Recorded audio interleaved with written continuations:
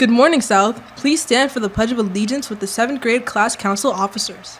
I pledge allegiance to the flag of the United States of America and to the republic for which it stands, one nation, under God, indivisible, with liberty and justice for all.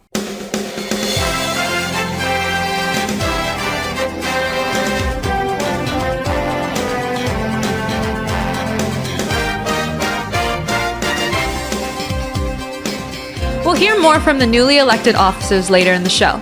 Good morning once again, and welcome to the Falcon Report for this Friday, the 8th of December, a day 2. I'm Giselle Taruno. And I'm Chloe Dixon. This Tuesday and last Thursday saw the return of in-person parent-teacher conferences. Aiden Ashby has the details. I'm here at the parent-teacher conferences back in person for the first time, where parents and kids are uniting to meet their teachers. Students volunteering on behalf of honor societies gathered in the library to receive their schedules before heading to the designated locations to help the event run smoothly.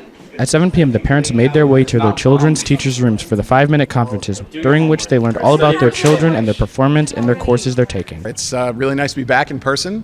It's a good chance for us to catch up with the parents and let them know face-to-face exactly what's going on in class, and we're enjoying them. Many attendees were quite happy to return to person in conference for the first time in 4 years. It's really good because it's after COVID in like all kind of things, online systems, and then now again in persons. The conferences finally concluded at 9 p.m., and the parents left with greater understanding of their children's classroom endeavors. It's my first parent-teacher conference. I'm super excited and enthusiastic about the number of parents who are filing through the hallways and making their way to check up on their son or their daughter's academic progress. For the Falcon Report, I'm Aiden Ashby. Just last week, Miss Audrey Keeney's 7th grade social studies class explored the 2 decades leading up to the American Revolution with their timeline presentations. The students were given the task of researching the 1760s to the 1770s, focusing on the unfair acts that the British had imposed on the colonists during that time, as well as the colonists' reaction to said acts. They were held responsible for identifying these laws and explaining them in great detail, while also touching upon the many ways in which colonists rebelled as a result. The students used Canva to create presentations to go along with the content they were sharing with the class. Upon completion of the projects, the students were able to proudly show off their hard work to their classmates and left with a far greater understanding of what was taking place in the colonies prior to the American Revolution. In Miss Helene Mungin's engineering and design class, students embarked on an engaging hands-on project involving something as simple as paper. Over the course of a week, they applied their knowledge of Bernoulli's principle to craft, research, and test various paper airplane designs. With measurements in hand, they selected the most effective models and made sure to test all possible versions of their designs prior to coming to that conclusion. Overall, the project was an exciting blend of theory and experimentation that showcased their ingenuity and practical problem-solving skills. South's 7th grade class just elected their class council officers for this school year. Divya Zindil had a chance to catch up with South's youngest leaders. Divya? What has the 7th grade done so far this year? During the last marking period, 7th grade students helped make the homecoming banner. We hosted games at the homecoming festival, and we participated in the 7th grade mixer. I am really looking forward for more activities as a group just like the 7th grade mixer. As president, what are your upcoming plans for the 7th grade?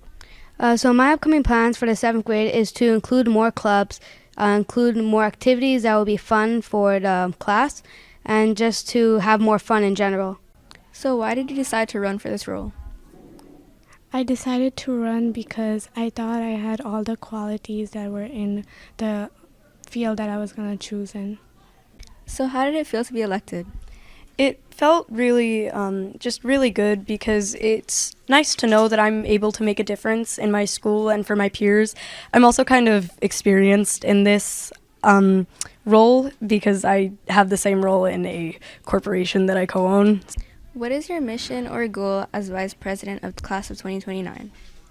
My mission as Vice President for Class of 2029 is to make sure that there's a fun variety of events for the Class of 2029 to do throughout the year. When the Falcon Report returns, we'll hear all about the creative writing class's recent field trip. But first, a bird's eye view of freshly laid turf. The Falcon Report will be right back.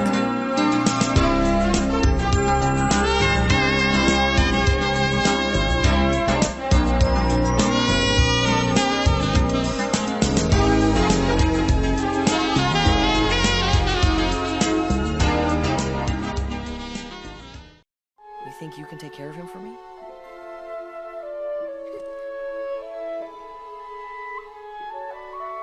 Yeah, I know you weren't expecting to see my face. The Club Heart and Soul is having their first toy drive, and they want your help.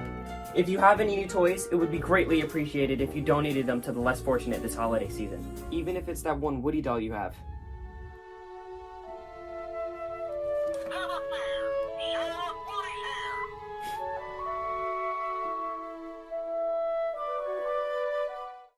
Dash, what is that thing? I don't know, Maddie. I think it's an Audrey, too.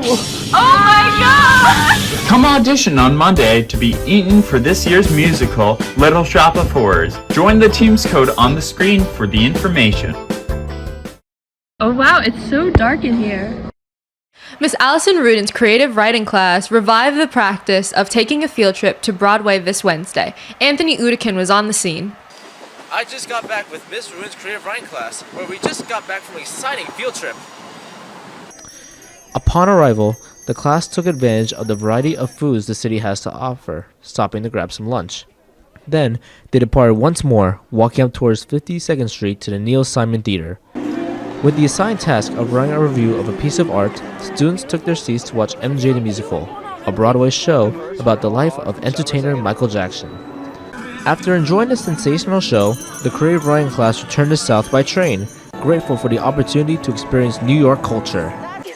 And for the Falcon Report, I'm Anthony Udikin.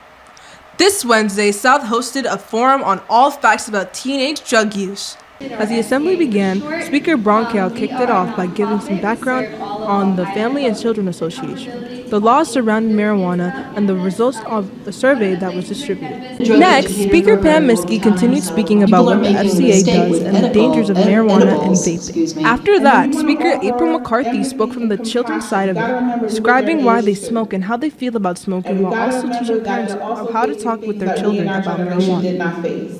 The level of exposure, as one of our community members said here, the level of exposure that our young people at their age have is not the level that we grew up with. And that is facts. Last but not least, Nick the Preacher spoke about how to rehabilitate and help people recovering from smoking marijuana, vapes, and more. His program focuses on helping people on a case-by-case basis, unique to everyone. Concluding the event, parents were able to ask the speakers any questions they had. The Youth Development Survey is sponsored by the Office of Alcohol Addiction Services and Supports is done every 2 years. Overall, the FCA showed that weed is not what kids need. We're a week into December and there still hasn't been measurable snowfall. Let's check in with Emily Nocturve to see if there's any hope for future snow. Emily? Thanks, guys. Do not expect to build snowmen, as this weekend will begin with mostly clear skies. Today and tomorrow will be mostly sunny with a few clouds and somewhat warmer temperatures. Sunday will be even warmer, but begins with strong winds and high cloud cover with periods of rain throughout the day, and finishes with even stronger winds and heavy rain. Enjoy your weekend, South. Back to you in the studio. The district bowling team had a striking start to their season. Jackson Hunter has all the details. Jackson? Thanks, guys. The bowling team rolled into action for the 2023 to 2024 season. The bowling team features athletes from all three Valley Stream high schools who travel after school by bus to Woodmere Lanes.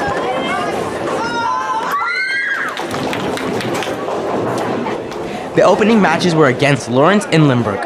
At Lawrence meet this Monday, Valley Stream first team finished with a combined score of 406 points on Team 1 with 10 strikes.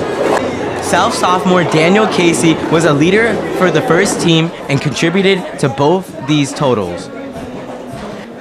The second team did not finish far behind the first, contributing 396 points with 6 strikes to the team's total. It was a solid start for sure for the Bowlers, whose next meet is this Monday at 4:15. And that's sports. That's all for this edition of the Falcon Report. For Chloe Dijon, I'm Giselle Taruno. Have a great weekend, Sal. So, is it Dijon or Dixon? It's the world's greatest mystery!